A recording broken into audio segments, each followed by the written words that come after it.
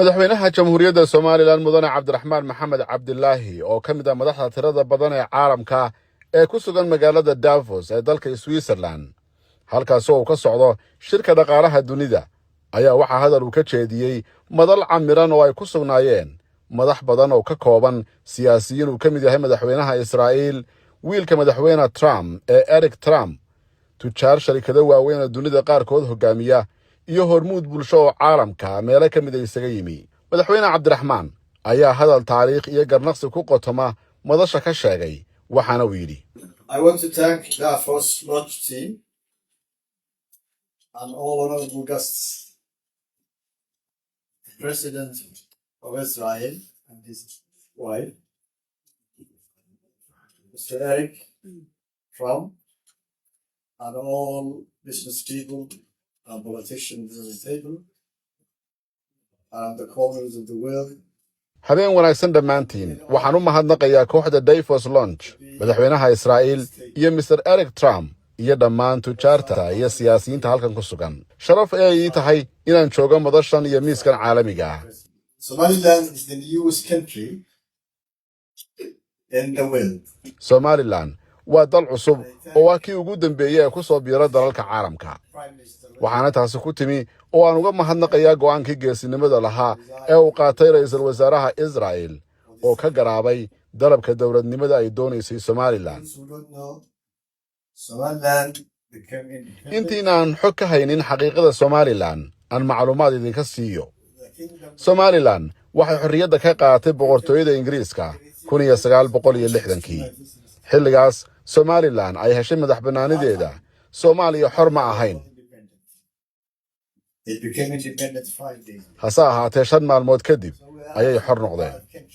sidaas awgeed waxaa xaqiiq ah in Somaliland ay ahayd dawladdii dhashay dawladnimadii Soomaaliya Somaliland waxaa go'aankeedu ahaa isla markaasina ay doonaysay riyadii ahayd in la helo Soomaali weyn ama Soomaalida geeska Afrika oo dhan inay midoobaan oo dawlad quraata ay wada yeeshaan iyadoo aan shuruud lagu xidhin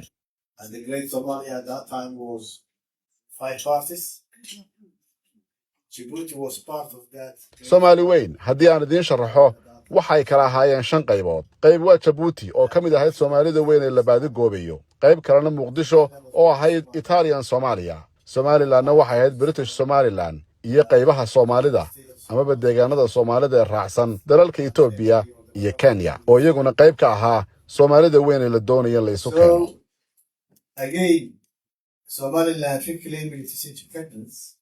on 1991 May. si kastaba ha noqotee mar kale ayay Somaliland waxa ay la soo laabatay madaxbannaanida dawladdeedii 1991kii May iyadoo uu dhacay dagaal sokeeye oo lagu riiqmay oo dawladdii Soomaaliya ay ku xasuuqday 200,000 oo qof oo ka mid ah shacabka Somaliland waxaana xusid mudan in danjiraha Israa'iil u fadhiya qaramada midoobay uu arrintaasi shacabka Somaliland loo geystay uu ka sheegay golaha ammaanka ee qaramada midoobay waana uga mahad celinayaa safiirka iyo dawladdiisaba inay arrintaasi ka hadleen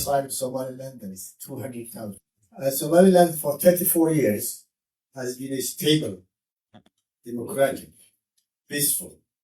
ready for business for 34 years. wixii intaasi ka dambeeyay Somaliland danteeda ayay fushatay muddo 34 sanadooda waa meel xasiloon dimuqraadi ah oo nabdoon ganacsiga iyo maalgashigana u furan annagoo taasi ku naaloonay muddada intaa leeg hase ahaatee bulshada caalamka waxaanu ka dalbanaynay inay gartaan oo ay ka garaabaan doonista shacabka ee Somaliland